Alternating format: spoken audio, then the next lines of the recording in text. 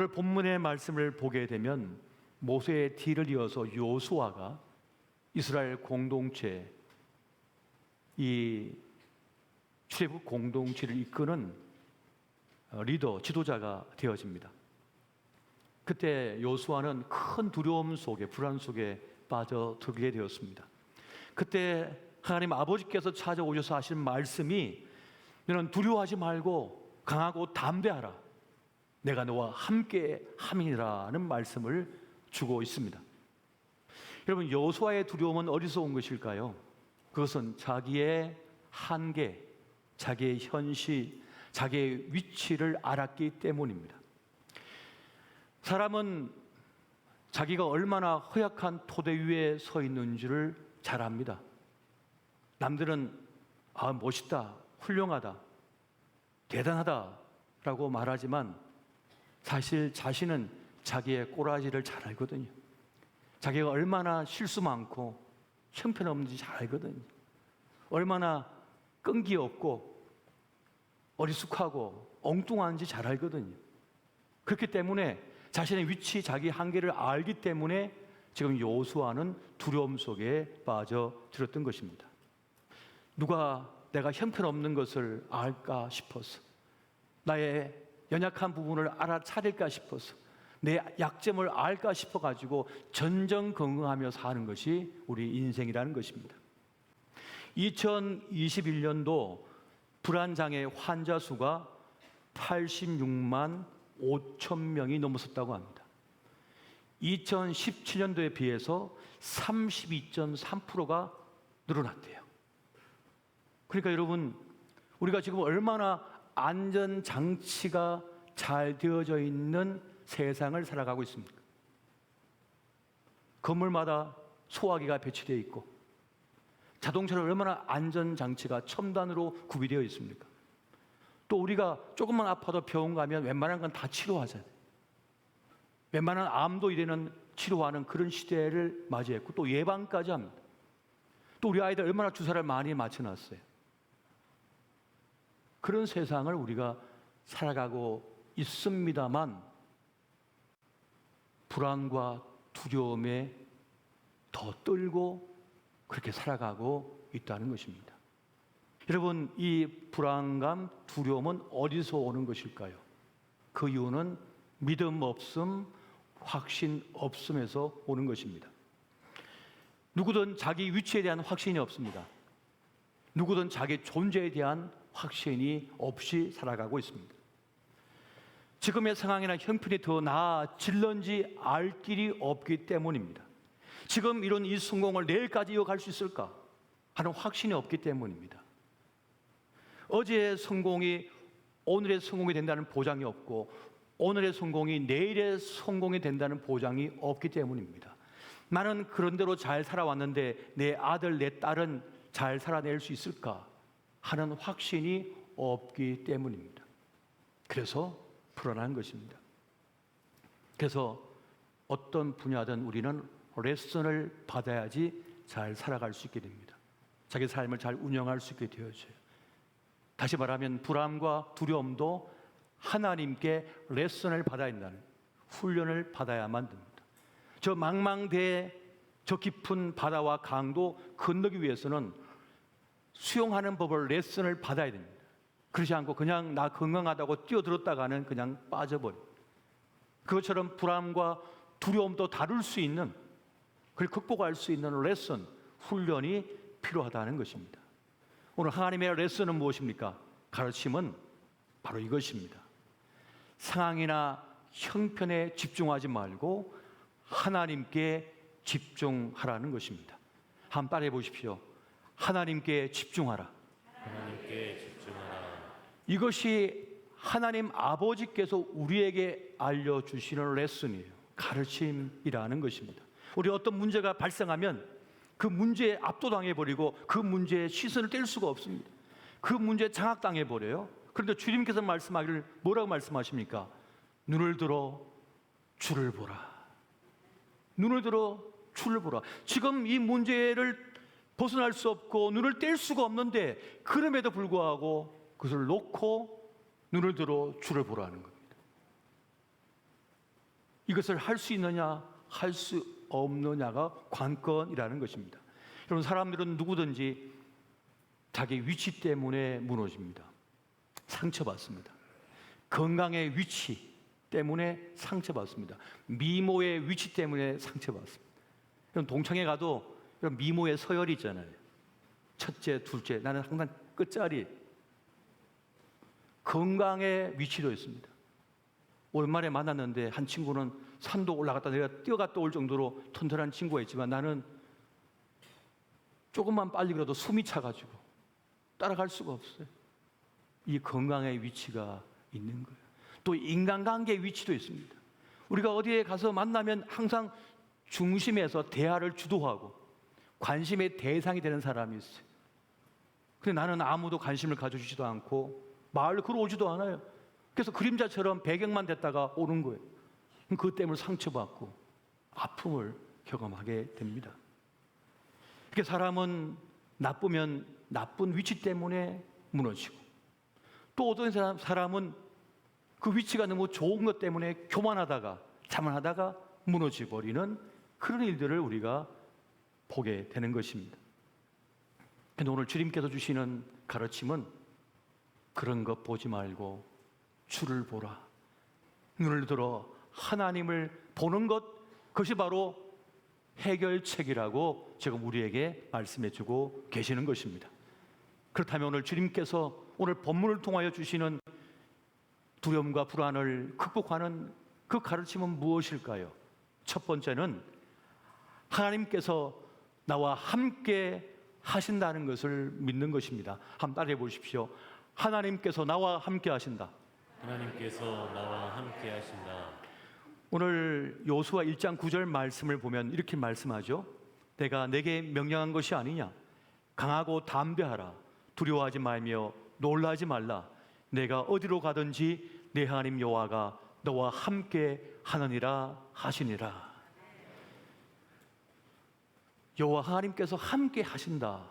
이것을 지금 우리 하나님께서 요수아에게 또 우리에게 지금 말씀하고 있는 것입니다. 저도 힘겨울 때마다 자주 묵상하는 시편이 있습니다. 시편 23편입니다. 특히 시편 23편 가운데 4절을 제가 무척 좋아합니다. 그럼 시편 23편 4절 말씀 우리 같이 한번 볼까요? 자, 시작. 내가 사망의 음침한 골짜기로 다닐지라도 해를 두려워하지 않을 것은 주께서 나와 함께 하십니다. 주의 지팡이와 막대기가 나를 안위하시나이다. 아멘. 사망의 음침한 골짜기에 있다 할지라도, 그걸 지난다 할지라도 주님께서 나와 함께 하신다. 이 확신, 이것이 불안과 두려움, 문제에서 나를 건져내어주는 그런 말씀이 되고 있습니다. 이 시에서 알려주고 있는 가장 강력한 말은 뭡니까? 목자 대신 주님께서 함께 하신다라고 하는 사실입니다. 여러분, 목자가 함께하면 길을 잃어도 괜찮습니다. 목자가 다시 길을 찾아줄 것이니까요. 못된 짐승이 사자가 공격한다 할지라도 주의 지팡이와 막대기로 후들겨 패가지고 쫓아버린다는 거예요. 쫓아버린다는 거예요. 이것이 주님의 약속이거든요. 그래서 사망의 골짜기를 지난다 할지라도 주님께서 나와 함께 하신다. 그 믿음으로 버틸 수가 있는 것입니다. 주님께서 함께 하신다고 하는 믿음, 이 확신, 이 분명한 믿음이 있을 때 그 불안과 두려움을 몰아낼 수 있고 이겨낼 수가 있다는 것입니다. 시편 기자는 그런 말을 합니다. 내게 부족함이 없다고 그렇게 고백하는 걸 보게 됩니다. 그런데 여러분, 과연 그럴까요? 여러분, 예수 믿어도 어려움을 당합니다. 예수 믿어도 병에 걸립니다. 예수 믿어도 배신을 당합니다. 예수 믿어도 교통사고가 납니다. 식사하기도 그렇게 잘하고 밥을 먹었는데 체해요. 소화불량이 일어날 때도 있어요. 그러니까 기도한다고, 예수 믿는다고 늘 좋은 일만 있는 것이 아니라고 하는 사실입니다. 돈은 여전히 부족하고 여전히 인생 살이는 힘겹고 건강도 여의치 않고 시간도 늘 부족한 것이 우리의 현실입니다. 그러니까 우리는 삶의 순간순간마다 결핍을 경험하고 있습니다. 그런데 그럼에도 불구하고 성경의 많은 인물들은 나는 부족함이 없습니다 라고 고백을 하고 있는 것을 보게 됩니다. 신명기 2장 7절에 이 모세의 말을 들어보면 이렇습니다. 내 하나님 여호와께서 내가 하는 모든 일에 내게 복을 주시고 내가 이 큰 광야에 두루 다님을 알고 내 하나님 여호와께서 이 40년 동안을 너와 함께 하셨으므로 내게 부족함이 없었느니라 하시기로. 이런 고백, 이런 말씀을 전하고 있는데 사실 광야는 모든 것이 결핍입니다. 물도 부족하고요, 먹을 것도 부족합니다.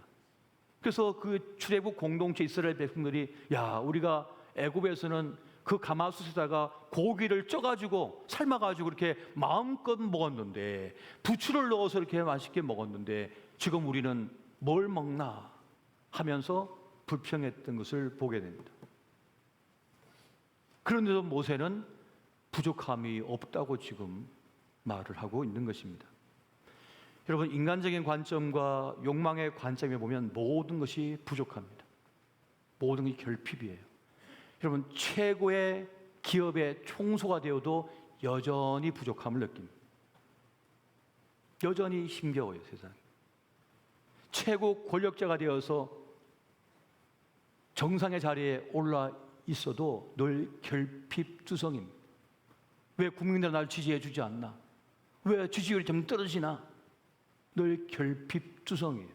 자기를 좋아하는 사람보다 미워하는 사람이 더 많다고 하는 사실을 깨닫는 순간 늘 공허함을 경험할 수밖에 없습니다. 이것이 우리 인생의 현실이라는 것이에요. 하지만 감사의 눈으로, 영적인 눈으로 우리의 생애를 살펴보게 되면 먹을 수 없는 자리에서 먹게 하셨다는 것을 깨닫게 됩니다. 그 광야에 먹을 것이 하나도 없었는데, 마실 것이 하나도 없었는데 그를 마시게 하시고 먹게 하셨구나. 아무도 지날 수 없는 사망의 땅, 죽음의 땅인 그 광야를 무탈하게 지나게 하셨구나.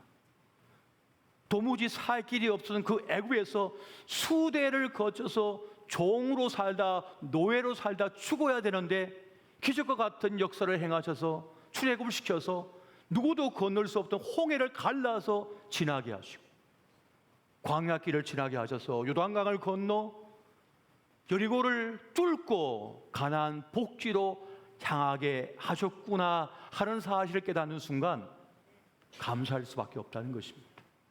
모든 걸 다 가지지 않아도 정말 필요한 것, 중요한 것을 갖게 하셨으니 나는 부족함이 없습니다 라고 고백한다는 것입니다. 여러분, 우리가 가진 것, 우리 영원한 생명, 저 천국은 어떤 것으로도 가질 수 없고 얻을 수 없었던 것이었습니다. 그런데 주님께서 그것을 가지게 해주셨으니 고맙고 감사합니다. 나는 부족함이 없습니다 라고 하는 고백을 하게 된다는 것입니다. 여러분, 진짜 중요한 걸 얻은 사람은요, 다른 건 없어도 괜찮아요. 진짜를 가진 사람은 다른 부수적인 것 때문에 불평하지 않습니다. 진짜를 가지기 때문입니다. 그것만 있으면 다른 것은 문제거리가 되지 않는 거예요. 그렇기 때문에 나는 부족함이 없습니다라고 고백할 수 있다는 것입니다. 이러한 고백을 할 수 있는 믿음의 사람 되시기를 예수 이름으로 축원드립니다. 여러분, 두 번째는 하나님께서 나의 길을 아시기 때문입니다. 한번 따라해 보십시오. 하나님께서 나의 길을 아신다. 그래서 나의 길을 아신다. 욥기 23장 10절 말씀 보면 내가 가는 길을 그가 아시나니라고 말씀합니다. 하나님 아버지께서 내 인생의 길을 아신다는 것입니다. 우리는 내 인생이지만 내 인생을 알지 못합니다. 내 몸이지만 내 몸을 잘 몰라요. 그래서 어떤 병이 찾아왔을 때 깜짝 놀라잖아요. 왜 나에게 이런 병이 왔나? 내 인생인데도 내가 알 길이 없습니다. 내가 낳은 자식인데도 내 자식을 다 알 길이 없습니다. 내 사업, 내 직장인데도 내가 알 길이 없는 거예요. 내일 어떤 일이 벌어질지 알 수가 없는 것입니다. 내 인생인데도 모르는 것이 바로 인생이라는 것입니다. 하지만 하나님께서는 우리의 과거도 현재도 미래도 아시는 분이죠. 그 하나님께서 나와 함께 하시니 두려울 것이 없다는 것입니다. 이것이 바로 하나님께서 알려주시는 불안과 두려움을 이겨내는 레슨입니다. 이 사실만 믿고 알고 있어도 우리는 두려움에서 벗어날 수 있습니다. 나는 내 인생을 모르지만 하나님께서 아신다. 지금 나와 그분이 함께 하신다. 여러분, 여호수아는 요단강을 넘어야 했습니다. 그리고 여리고성을 넘어가야만 했습니다. 우리는 가야 할 길을 갈 수밖에 없습니다. 맞닥뜨려야 될 일은 맞닥뜨릴 수밖에 없는 것이에요. 그런데 어떻게 하나 싶겠지만 내 인생의 길을 아시는 하나님께서 나와 함께 하심을 우리가 믿을 때는 그것이 우리의 기대감으로 바뀌어 버립니다. 불안과 두려움이 기대감으로 바뀌어 버려요. 어떤 문제를 만났을 때 도리어 이 문제를 하나님께서 어떻게 벗어나게 하시고 해결하실까라고 하는 기대감을 가지게 된다는 것입니다. 우리는 지난 온 삶을 뒤로 한 채 새로운 삶을 날마다 가고 있어요. 그런데 하나님께서는 그 너머를 아시고 계시기 때문에, 그 주님이 나와 함께 하시기 때문에 두려울 것이 없다는 것입니다. 물론 그 길은 쉽지가 않습니다. 이 세상에 쉬운 길은 하나도 없습니다. 매일매일이 어렵습니다. 하지만 하나님께서 내 인생의 여정을 아시기 때문에 그분과 함께 하심이 나에게 위로가 되고 힘이 된다는 것입니다. 내 능력으로는 갈 수 없는 길인데 하나님께서 함께 하심을 통하여 그 길을 갈 수 있다고 하는 사실을 여호수아는 깨닫게 되었습니다. 오늘 이 자리에 함께 하신 우리 모두도 그 사실을 깨달아 아시기를 예수 이름으로 축원드립니다. 내 길을 아시고 그 일을 해결할 수 있는 능력을 가진 주님께서 나와 함께 하신다. 그러면 어떤 문제를 만나든지 우리는 기대감을 가질 수 있게 되어집니다. 저도 어떤 문제를 만나거나 어떤 상황이, 돌발 상황이 생기면 그런 기도를 해요. 주님, 어떻게 풀어내시고자 하십니까? 제가 하나님을 기대하겠습니다. 제 지혜와 지식과 경험, 능력으로는 감당할 수 없사오나 주님께서 어떻게 여실지 보겠습니다 하면서 하나님을 기대하는 거예요. 하나님의 가능성을 믿고 기도하는 것입니다. 이러한 믿음을 가지게 되면 불안과 두려움에 끌려다니는 것이 아니라 도리어 하나님을 집중하여 하나님을 기대하는 그런 삶을 살 수 있게 되어지는 것입니다. 세 번째는 하나님께서 나를 붙들고 계시다라고 하는 사실입니다. 한번 따라해 보십시오. 하나님께서 나를 붙들고 계신다. 하나님께서 나를 붙들고 계신다. 여호수아 1장 5절 말씀 보면 이렇게 말씀하죠. 내 평생에 너를 능히 대적할 자가 없으리니 내가 모세와 함께 있었던 것 같이 너와 함께 있을 것입니다. 내가 너를 떠나지 아니하며 버리지 아니하리니. 떠나지 않고 버리지 않고 우리를 붙들어 주시겠다고, 함께 해 주시겠다고 주님께서 말씀하고 있다는 것입니다. 여러분, 우리가 하나님을 붙들고 있습니까? 하나님께서 나를 붙들고 계십니까? 자녀가 여러분을 붙들고 있습니까? 여러분이 자녀를 붙들고 있습니까? 아무리 자녀가, 아기가 우리 손 붙잡고 있는다 하더라도요, 얼마 버티질 못합니다. 그냥 떨어져 나가는 거예요. 그래서 엄마 아빠가 아이를 꼭 붙들고 있잖아요. 하나님께서 붙들어 주셨기 때문에 지금 우리가 아직 살아있고 지금 이 자리에 있음을 여러분 믿으시기 바랍니다. 저도 제 삶을 돌아보면 여러 번 죽을 고비를 넘긴 것 같아요.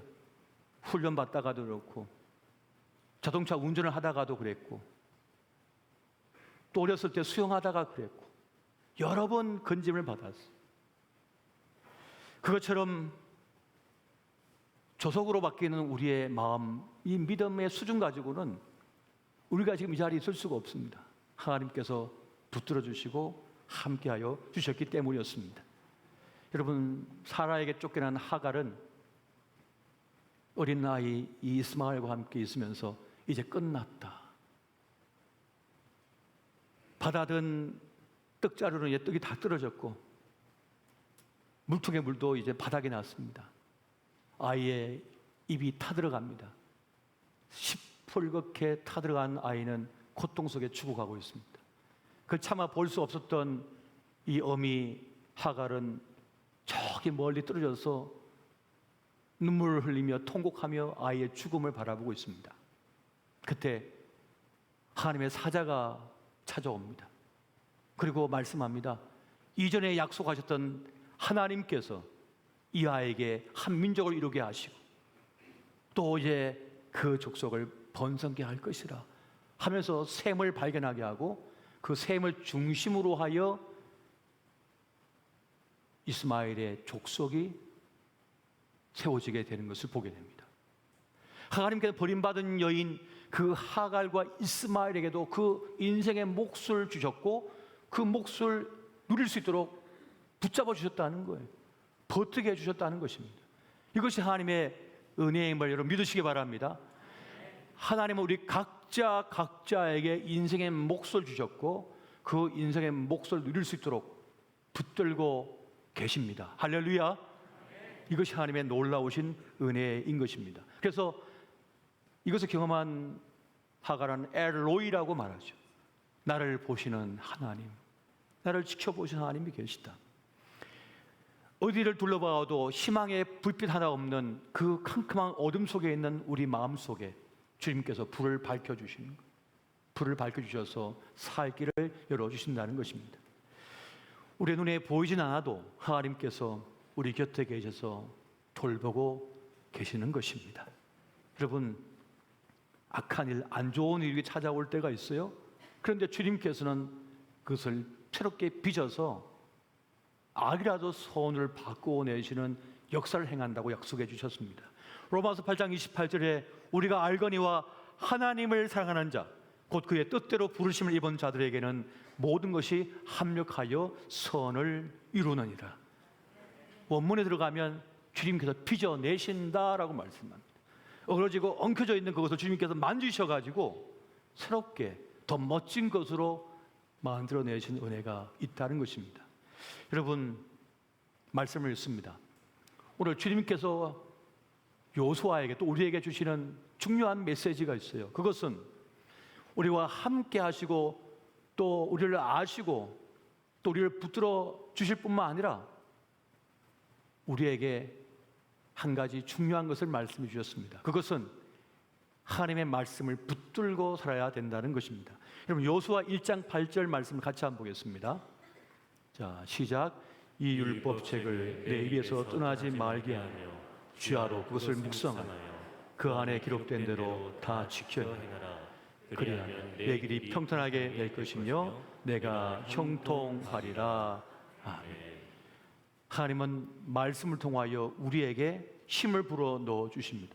그 말씀을 읽을 때에 주야로 말씀을 읽고 묵상할 때에 그 말씀 우리 전존재를 만지게 되고 그리고 우리의 심령 깊은 곳에 생명의 기운이 다시 일어설 수 있도록 그렇게 불어 넣어 주시는 은혜를 베풀어 주십니다.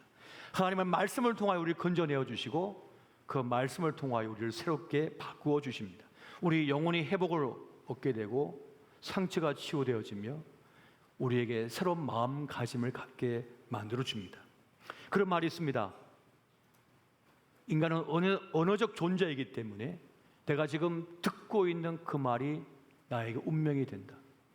그리고 내가 붙드는 그 말이 내 운명이 된다. 여러분, 나를 미워하는 누군가가, 나를 싫어하는 누군가가 나에게 악담을 퍼붓고 나에게 저주말을 피붓고 했을 때 그 말씀을 계속 붙들고 있으면 어떻게 됩니까? 그 말씀 때문에 속이 썩어 들어가는 거예요. 절망을 경험하게 되는 거예요. 하지만 생명의 말씀, 진리의 말씀, 우리를 살려야 되는 그 말씀을 붙들게 되면 내 안에 새로운 용기와 삶의 의지와 담대함이 생기게 되고, 그 말씀이 나를 만짐을 통하여, 나를 고침을 통하여, 나의 마음을 수술함을 통하여 우리가 다시 살아나게 되는 은혜를 누리게 되는 것입니다.